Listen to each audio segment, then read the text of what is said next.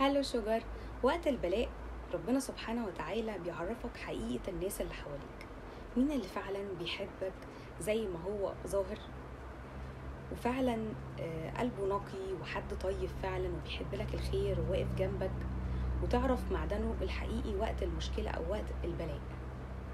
وساعتها بتبتدي ان انت ترتب الناس دي في حياتك، كل واحد على حسب وقفته معاك، او في ناس تانية خلاص بتخرجهم بره حياتك. تاني حاجة بقى والأهم من كل ده إنه بيقربك ليه قوي.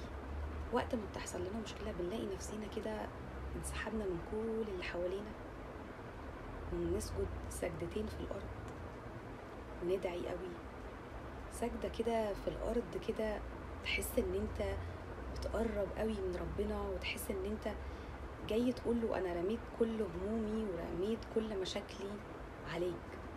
تحس براحة مش بتحسها مع أي حد غير وانت ساجد في الأرض.